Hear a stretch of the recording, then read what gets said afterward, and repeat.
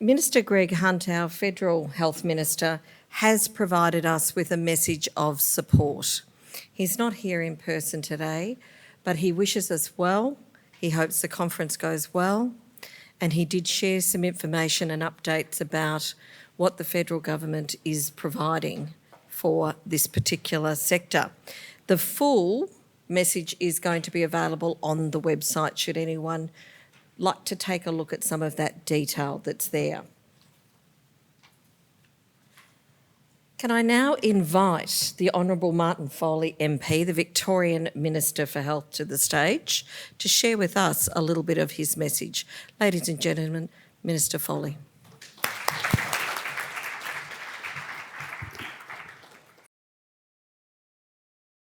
Thanks, Dee, and I'd like to begin by acknowledging that we do meet here on the traditional lands of the Kulin Nation, and I want to pay my respects particularly to Uncle Ron, and I want to pay my respects to the elders past, present and emerging of the Wurundjeri and any other elders of other communities who might be with us here today. And just to pause to reflect, as Uncle Ron did in his particularly unique way, the truth is that when it comes to all sorts of lived experience of mental ill health, our Indigenous brothers and sisters are well and truly overrepresented in too many poor measures of that, and that the work that all of us have to do is to overcome those many challenges, particularly when it comes to our Indigenous community. Could I also acknowledge Rita Brown, the President of the BPD Foundation, and all the other board members. Could I acknowledge all the supporters and sponsors who, without their support, they're listed out there in the program, this now important annual event wouldn't have happened. And could I particularly acknowledge Professor Jayasuriya Kulkarni from Monash Alfred and the wonderful work that her and her team have done and continue to do for many, many people in our community. But welcome to everyone, the National Borderline Personality Disorder Conference. For those of you who have come from interstate, welcome to Australia's most livable city, and feel free to make the most of it, particularly the beautiful Albert Park Reserve straight across the road if you get the chance. It really is a very important opportunity to come here today, particularly with such a strong representation of people with lived experience in the room, consumers, carers, as well as practitioners, researchers and others.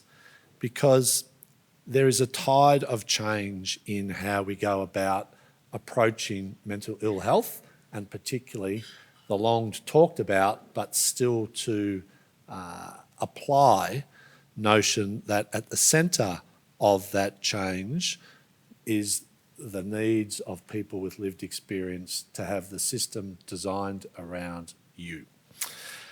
We've still got a long way to go, but meaningful change and reform, I think, has now got its best prospects of happening over the next little while than it has for some considerable time.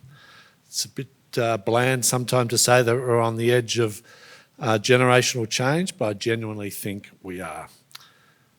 When it comes particularly to borderline personality disorder, there are particular issues that apply to the complex set of circumstances that frame BPD, but there's also a lot that BPD shares with the wider changes that we're seeing in mental health and wellbeing. Thankfully, BPD is no longer regarded as untreatable. We know that people with BPD regularly struggle to get access to treatment and the support that you need. This is not that different, sadly, to many other conditions. Indeed, people with a diagnosis of BPD are among those sometimes with the highest levels of unmet need when it comes to our health services and our mental health services. Equally, when it comes to those aspects of care that people seek and support that people seek in and around the BPD community, that its conditions and approaches to life that continues to be disproportionately marked by stigma, discrimination, and challenges that are in the process, I think, of changing, but not quick enough, and certainly won't be changed without the sort of support and leadership that this conference is a part of. But stigma and exclusion and disapproval and alienation from support and services leads to a whole range of other challenges that members of the BPD community are, again, sadly, well and truly aware of. I think, however, that we are changing and changing for the better, and that can only happen if it's led by those with lived experience, with the support of treatment practitioners and supporters. And I think we're moving away from the notion that BPD is somehow or another a fringe element of mental health and wellbeing. I think we're moving to a situation where mental health conditions across the board are now increasingly looking at how to assert the consumer voice, how to assert the lived experience voice, and have that at the centre of activities. But we have a long way to go. We have a long way to go before we're able to talk about all aspects of the mental health spectrum without stigma or discrimination. And that's why we think it's time to start a new conversation about the challenges we all face. It's time to at least, and I think more than, just talk about mental ill health and the particular aspects of it, but talking about it is a very good starting point. And that's why we've been running, as a government, a number of little conversation and awareness-raising practices for some time, and particularly our new mental health video series, It's Time to Talk. In these videos, Victorians with their personal mental health stories and their experience, particularly the lived experience, is being shared in the hope that it reaches others, and it is. People are united invariably by the same message, that mental illness affects us all at some time, and it's time to talk openly about it. One of the videos, which we're releasing today, focuses on Das' story of living with borderline personality disorder. Das speaks about receiving his diagnosis and the palpable relief that when he is able to seek the right treatment, of not feeling judged, of not having to lie about what he is feeling about anymore. His story, which will be up on the web and social media in the very near future, is a very powerful message of hope, and one that I am sure is part of a much wider set of activities that you're at the heart of to change people's understanding of BPD and the spectrum of mental illness experience. I also want to speak very briefly about this government's personality disorder initiative, which we're now rolling out in 6 health services in partnership with Spectrum, and I want to thank Spectrum for their continued leadership in this space. The initiative is about building the expertise and the capability of the clinical mental health workforce to respond safely and effectively to people with severe personality disorders. We've seen a lot emerge in recent times about personality disorder awareness and treatment, but that's coming from a fairly low base, and we've still got such a tremendous way to go, not just in the wider community, but in the treatment community as well.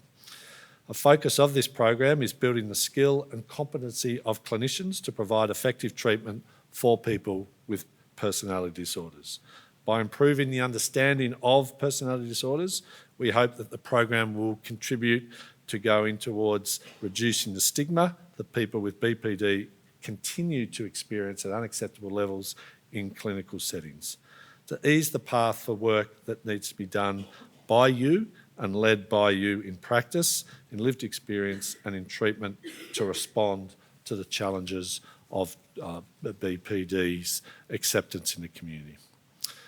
BPD forms just a significant and growing, but just one part of a much broader focus that this government wants to make sure we all take up.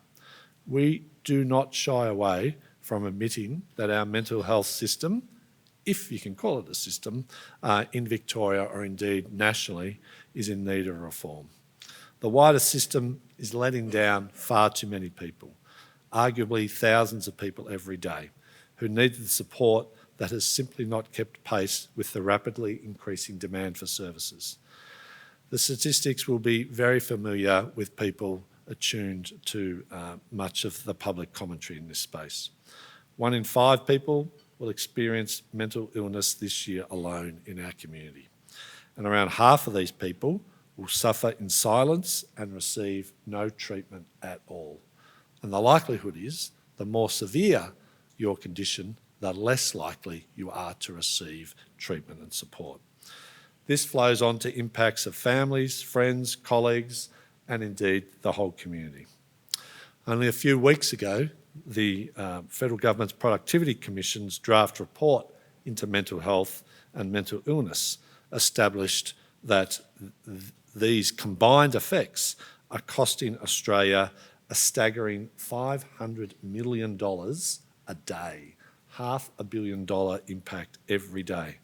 So this is not a question of what it is going to cost us to fix and address mental illness in our community. Whatever we do to make an impact on that, it is an investment in securing the future. That's why a year ago, in the run-up to last year's state election, the Andrews Labor government promised and committed to Australia's first Royal Commission into Victoria's mental health system.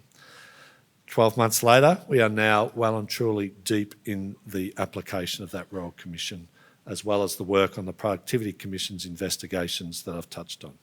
Add to that the work that the National Mental Health Commission is doing through Christine Morgan, its CEO, under the direction of the federal government to look at how the nation's suicide rate can be aspirationally reduced to zero, but this government has a target of 10 years of reducing it by half. Amongst other issues, we are seeing a coming together of different forces of government to make sure that mental health and mental illness is at the centre of activities. There's a lot going on, and I'm hopeful that the combination of those works can make sure that there is now a window of opportunity for state and federal governments to come together in this space.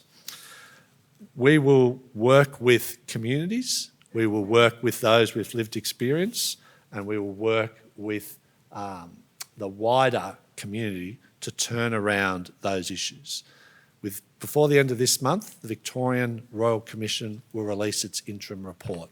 It will release a final report in 2020. This government is committed to delivering all of the recommendations that flow from that report. That can only be successful if it's in partnership with those people at the heart of the system with lived experience. But it can only really happen, the governance changes and the resource that will be needed to bring to effect to deliver on those recommendations, if we invest in the changes that need to happen. And that is going to require some very tough decisions about what we as a community do when it comes to making sure the necessary dollars, governance and commitment is at the heart of that. And that will only be led by the social and community licence that comes from the work that organisations that you do. We are in a really important partnership. We're bound together on a wheel of fire to get this issue seriously dealt with in our community. We will do it if we remain united and committed to the shared goals of people with lived experience, people who are at the coalface of dealing with this issue every day, being at the heart of decision making. That's why conferences like this are so important, and I look forward to the journey of the next couple of years to tip on its head the way in which mental health and mental ill health has been dealt with in this country, because you only get these chances when the stars align every now and then, and this is one such chance. So good luck in the rest of your conference, but more importantly, let's all join together post-conference to make sure that that journey of reform and that journey of change is taken up. Thanks very much.